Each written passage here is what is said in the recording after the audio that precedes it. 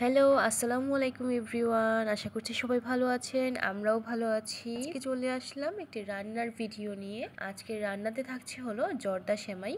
তো আমার শাশুড়ি আম্মু এই জর্দা সেমাইটা খুবই ভালো করে রান্না করে, তাই এই রেসিপিটি শেয়ার করে দিচ্ছি। আর আমার শাশুড়ি আম্মু কিন্তু 4-5টা ডিম দিয়ে জর্দা সেমাই রান্না করে। ব্যাপারটা খুবই অবাক করা না? কেউ যদি এই বিষয়টা জেনে থাকে যে জর্দা সেমাই ডিম দিয়ে রান্না করা হয়, তাহলে সে তো অবাক হবেই না। কিন্তু আমি কিন্তু খুবই অবাক হয়েছি যেদিন প্রথম জেনেছি যে জর্দা সেমাই আমার শাশুড়ি আম্মু ডিম দিয়ে রান্না করে। তো সেমাইটা রান্না করার জন্য এখানে কিন্তু ডিমগুলো ফাটিয়ে নেওয়া হয়েছে আর দুধটাকে জাল করে নেওয়া হয়েছে, আর সেমাইগুলো প্যাকেট থেকে খুলে নিয়েছি। সবকিছু রেডি করে নিলাম সেমাইটা রান্না করার জন্য। আর এদিকে কিন্তু চুলায় একটি বড় কড়াই বসিয়ে দিয়েছি। তো কড়াইটা গরম হয়ে আসলে কিন্তু এখানে পরিমাণ মতো ঘি দিয়ে দেওয়া হয়েছে। আর সেমাইটার যদি টেস্ট ভালো চান তাহলে অবশ্যই ঘি দিতে হবে। এরপরে ঘিটা একটু গরম হয়ে আসলে এখানে দিয়ে দিলাম 4-5টা এলাচ। এলাচের সেন্টটা বেরিয়ে আসার জন্য একটু নাড়াচাড়া করে নিলাম। এরপরে এখানে কিন্তু আমি দিয়ে দিচ্ছি সেমাইগুলো। আমরা এখানে 2 প্যাকেট সেমাই রান্না করছি, আর 2 প্যাকেট সেমাই রান্না করার জন্য এখানে আমরা ডিম দিচ্ছি হলো 7টা। তো আপনারা চাইলে কিন্তু ডিম একটু কম বেশি দিতে পারেন, তবে বেশি না দেওয়াই বেটার হবে মনে হচ্ছে, এর চাইতে কম দিতে পারেন। সেমাইটা কিন্তু ঘিয়ের সঙ্গে খুব ভালোভাবে একটু লালচে করে ভেজে নিতে হবে। আর এই সেমাইটা রান্না করার জন্য কিন্তু আমি আগে থেকেই দুধ জাল করে নিয়েছি। দুধ 1টা কি 2টা বলক দিয়ে জাল করে নিতে হবে। চাইলে আপনারা আরও একটু ঘন করেও নিতে পারেন। তো আমরা কিন্তু 1টা কি 2টা বলক আসলেই দুধটা বন্ধ করে দিই।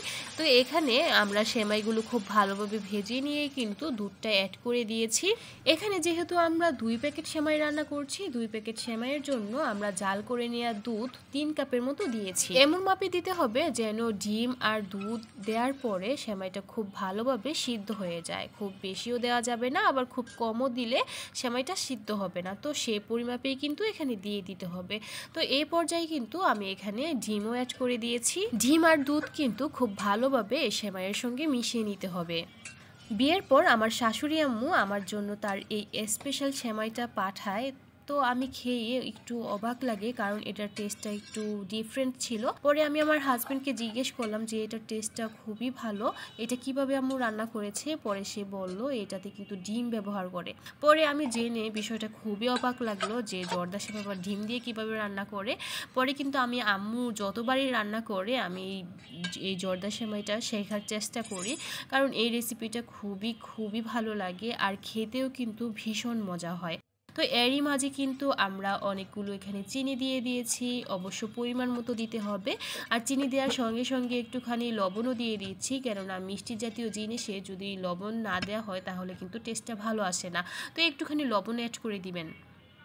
তো এই পর্যায়ে আমাদের সবকিছু দেয়া শেষ। তো সেমাইটা সেদ্ধ না হওয়া পর্যন্ত এইভাবে নেড়ে চেড়ে রান্না করে নিতে হবে। আর যদি আপনাদের মনে হয় সেমাইটা একটু দলা পেকে গেছে, তো সেই মুহূর্তে কি করবেন, একটি কাঁটা চামচ দিয়ে এইভাবে ছাড়িয়ে দিবেন, তাহলে কিন্তু সেমাইগুলো একদম ঝরঝরে হবে। আর অনেকেই আছে নারকেল ছাড়া জর্দা সেমাই রান্না করেন না, তো তারা কিন্তু এখানে নারকেলটাও অ্যাড করে দিতে পারেন, এতে টেস্টটাও ভালো আসবে আর আপনার পছন্দ মতো হয়ে যাবে।